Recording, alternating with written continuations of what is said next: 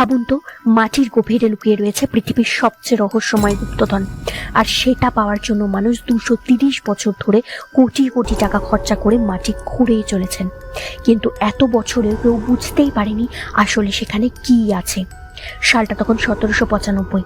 কানাডার একটা ছোট্ট দ্বীপে সেদিন 18 বছর বয়সী ডেনিল সেই দ্বীপে ঘুরতে গিয়ে একটা অদ্ভুত জায়গা লক্ষ্য করেন। সেখানে একটা বড় ওক গাছের নিচে মাটিতে গোল করে দাগ করা, যেন কেউ আগেই ঘুরেছিল জায়গাটা।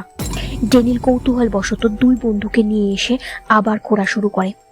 এরপর কয়েক ফুট নিচে তারা শক্ত কাঠের মতো স্তর পায়। আরো নিচে যেতে আবার কাঠ। মনে হচ্ছিল যেন কেউ ইচ্ছে করেই কিছু দূরত্ব পরপর কাঠ বসিয়েছে। তারপর থেকে শুরু হয় গুপ্তধনের খোঁজ। এরপর দশকের পর দশক সেখানে খনন চলে। যত গভীরে যাওয়া হয় ততই নতুন সমস্যা সামনে আসে।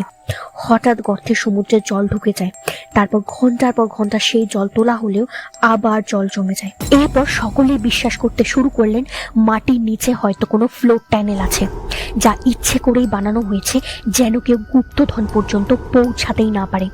কিন্তু প্রশ্ন হলো, সত্যি কি কোনো সুড়ঙ্গ ছিল, নাকি এটা কোনো প্রকৃতির খেলা?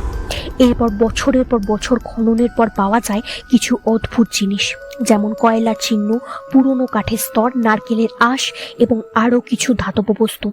কিন্তু সবচেয়ে অবাক করা বিষয় হলো, সেখানে তো কোনো স্বাভাবিকভাবে নারকেল গাছ জন্মাতই না। তাহলে ওই নারকেলের আঁশ কোথা থেকে এলো? কারুর মতে এটা হয়তো কোনো কৃত্রিম জলনিকাশের ব্যবস্থা, আবার কারুর মতে এটা কোনো গুপ্ত সুড়ঙ্গ যেখান থেকে আরো এক স্থানে যাওয়া যায়। তবে সেটা আবিষ্কার করা খুবই কষ্টকর, কারণ যতই গভীরে যাওয়া যায় ততই সমুদ্রের জল ভরে ওঠে। তবে এই গুপ্তধন অভিযানের আগে প্রায় 7 জন মানুষ প্রাণ হারিয়েছে, এবং সেখানকার স্থানীয়দের দাবি অনুসারে কিছু জলদস্যু হয়তো লুট করা সম্পদ সেখানে লুকিয়ে রেখে গেছে, আর সেখানে যেন কেউ পৌঁছাতেই না পারে তার জন্যই এই জলনিকাশের ব্যবস্থা। আবার কারুর দাবি অনুসারে সেখানে ইংল্যান্ডের রাজপরিবারের গুরুত্বপূর্ণ নথি ও ধনসম্পদ যুদ্ধের সময় গোপনে লুকিয়ে রাখা হয়েছিল, যদিও এগুলোর কোনো যুক্তিযুক্ত প্রমাণ নেই কারুর কাছে। কিন্তু প্রশ্ন হলো, যদি কিছু নাই থাকে তাহলে 2 শতাব্দীর বেশি সময় ধরে এত খোঁজাখুঁজি কেন চলছে? আপনাদের কি মনে হয়, কি হতে পারে এই রহস্যের সমাধান? আপনাদের মতামত অবশ্যই জানাবেন, এবং ভিডিওটি ভালো লাগলে লাইক, শেয়ার ও সাবস্ক্রাইব করে আমাদের পাশে থাকবেন এরকম আরো অলৌকিক ঘটনা জানার জন্য।